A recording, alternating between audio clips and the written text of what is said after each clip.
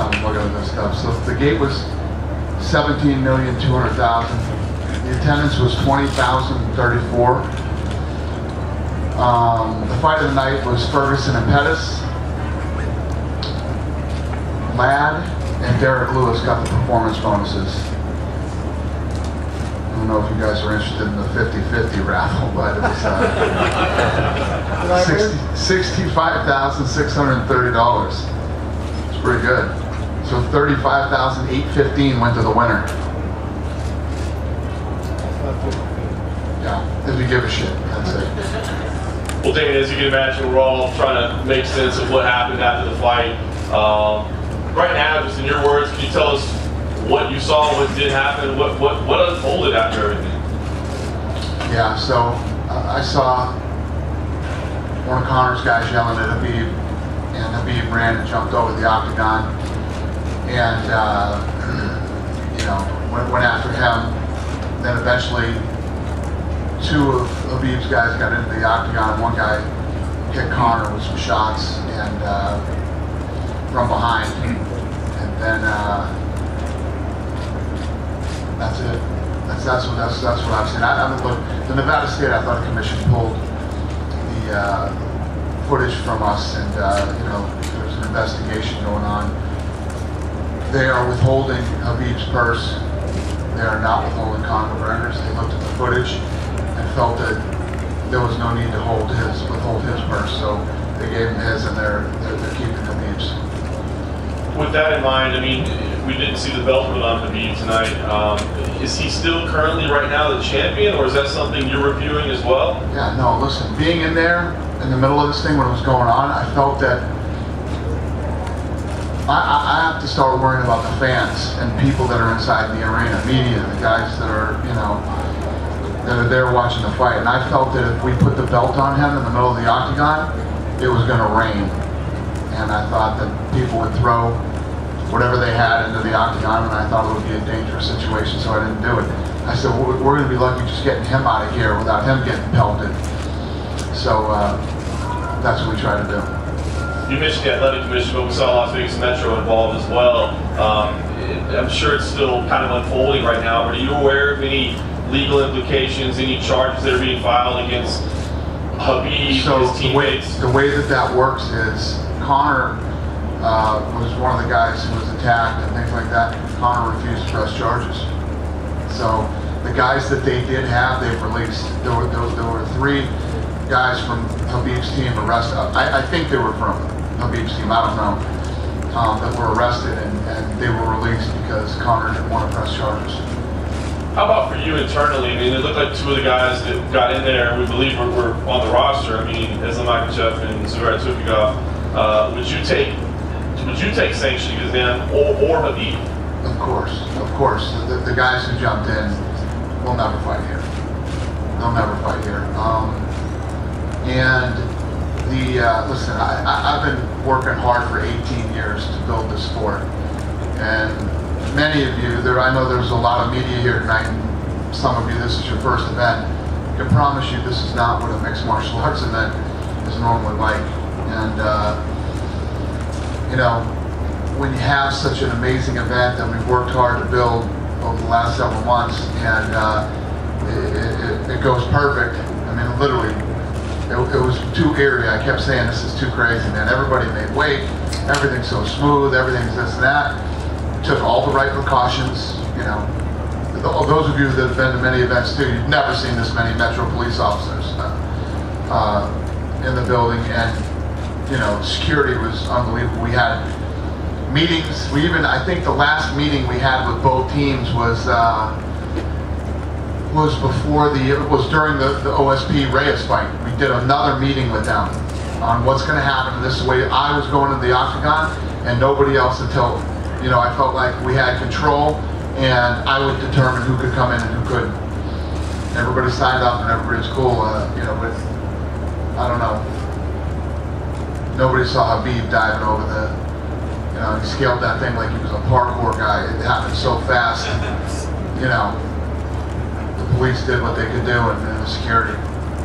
But they did a great job of containing it. Because I know, listen, I was at the Tyson Holyfield fight, when that thing was crazy. It just spilled out into the crowd, then it spilled out into the casino, and it just seemed like it wouldn't stop. And when it started, I had visions of that, because I was there. It was fucking scary. And they did a great job of containing it, because usually that stuff spreads like a wildfire. So props to them and thanks to them. Danny, I know you always tell us that you never tell guys what to say or what not to say or how to hype a fight or whatever, but this thing was so emotionally, politically, charged in the build-up to it. After this happened, is there any regret that maybe you allowed it to go on or didn't step in? This isn't the last time. This isn't the last time guys are going to say mean things to each other. It's the fight business, It's the fight game. It's how it works. So, listen, people have been saying mean things to each other for 18 years here at the UFC. Nothing like this has ever happened.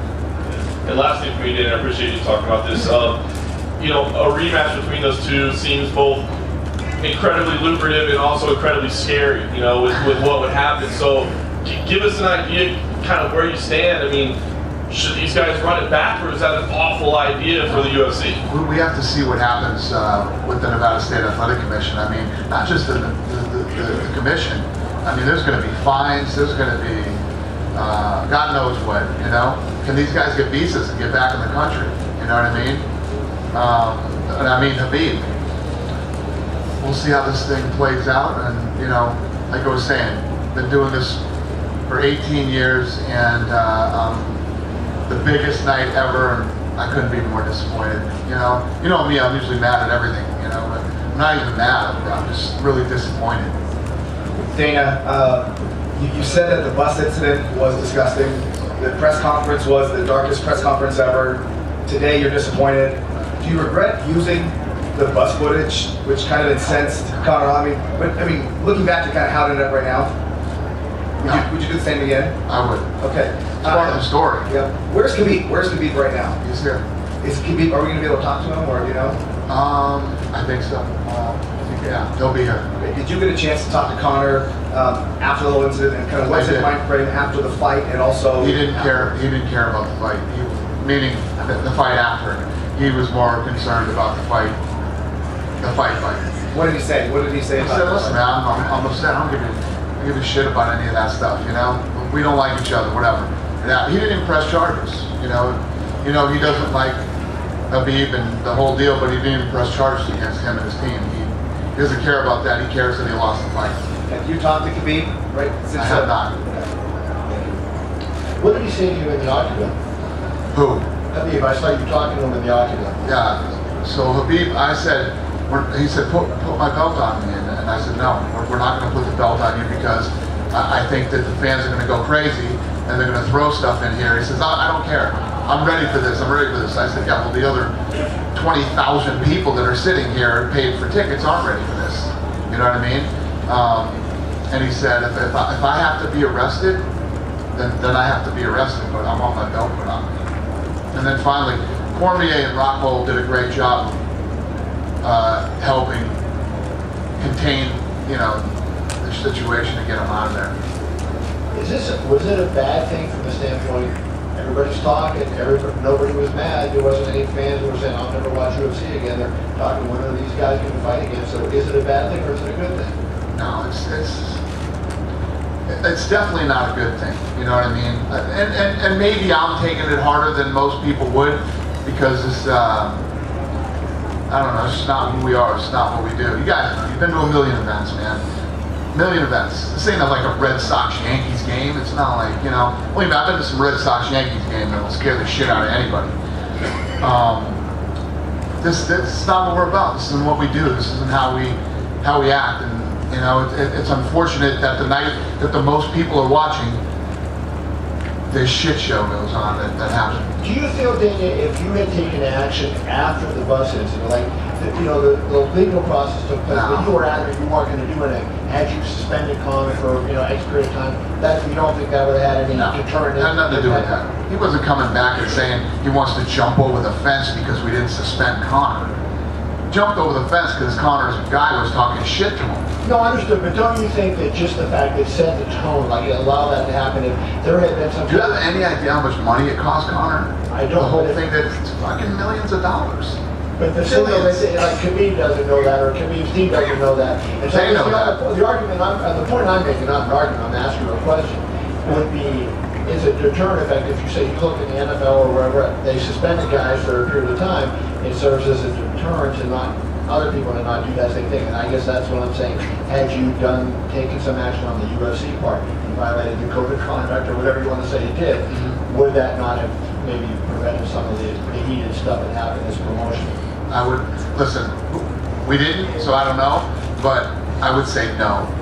If we suspended Connor, I don't think that was going to stop or slow down or hinder the hatred between these two camps. And I'm sure the guys, listen, these guys don't give a shit about suspensions and stuff like this. It's so much bigger than that to these guys. This is some street shit that's going on here. This isn't sport. This is completely different. The suspensions and whatever, none of that stuff matters. Can I ask you a question? And the suspension might have pissed him off even more because KHABIB wanted to fight him. KHABIB was ready to, KHABIB wanted to fight him as soon as it was possible. So me going out and suspending Connor definitely doesn't do that for him. Can you take a question about the actual fight? Yeah. Your pretty impression that KHABIB's performance tonight and as a fight with Tony Ferguson makes sense given that might have been one of the greatest fights in UFC history. Sure. No, the fight was incredible. The Pettis fight of the night, Pettis fight was awesome. Yeah, they both look great. And then I thought the main event was awesome too, right until the end. I thought the first round Connor actually did a good job. Normally when KHABIB gets you down there, he smashes you in that position. Connor did a good job of defending that first round, but then KHABIB does what he does and he starts to wear you out. And that's exactly what he did to Connor. The last question, any update on how the pay-per-view did? I haven't even looked at it. That's what I should be in here bragging about right now is the pay-per-views, but no, I haven't even looked at that. I haven't even talked about it with anybody or... When will you know? Probably after this, I'll grab somebody and figure out Anybody who's been interested, would you text them and let them know? initially what Anybody I... who's interested, would you text them and let them know? Question over here, Dana. Obvious, just over here. So is it 100% certain that KHABIB will not be stripped of the title after what happened tonight? No, it's not 100%. KHABIB has, the thing is, we're regulated by the Nevada State Athletic Commission or whatever state we're in, right? The Nevada State Athletic Commission is going to go after him, I'm sure, pretty hard. You know, he doesn't have to worry about me right now. He has to worry about Nevada. The governor was here tonight. The governor went running out of the building. That's not good. Governor running out of the building isn't good. He's in trouble. What do you make of Tony Ferguson? Because obviously he was the interim champion before. Is there a chance that he could become interim champion again while this whole thing's been figured out? I am completely not thinking about any of that shit. I'm not even thinking about pay-per-views. That's how messed up I am right now. So, yeah, I'm not even thinking about that stuff. Obviously, he put on an incredible performance. He got hurt. He came back, won the fight, and yeah, Ferguson. So happy that he actually stepped up and fought on this card too. You know, that's how you stay active, you stay in front of the fans, especially as many people that were watching tonight, and everybody loved that fight. It was a really good night for Tony. And just finally, obviously a big fight looking like it's going to happen between Dustin and Nate. Is there a chance that McGregor may face Nate now to sort of take a break from this whole KHABIB thing? Might face who? Nate. No, Nate. I don't. Nate's fighting in New York, so If he does win that fight, do you think that's a fight? I don't know. Again, things I'm not thinking about. We good? Did you talk to Bennett at all? I talked to Bennett. Yeah. What was that? Yeah, no, just I talked to Bennett about, he said he was withholding both purses. He's going to not give these guys their money. Then they went in, they pulled a bunch of footage from us, they did some, and they called him back and said, we gave McGregor, they did an interview with McGregor, and then they gave him his purse, and they're withholding KHABIB's. Any other? That's it, that's all we talked about. Go ahead. I'm Russian reporter Igor Lazorov from Los I almost said, go ahead, Stipe. Give Stipe Miocic a mic here. Thank you. What's up, buddy? Reporter from the Sensitas, Igor Lazorin.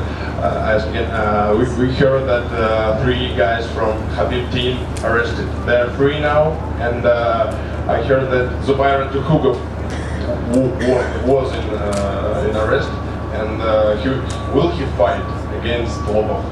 So what I heard is that 3 of his guys were arrested. I don't know who they were, but then they went to Conor McGregor to press charges, and McGregor said he would not press charges, so they were released. And yes, if they are guys who are under contract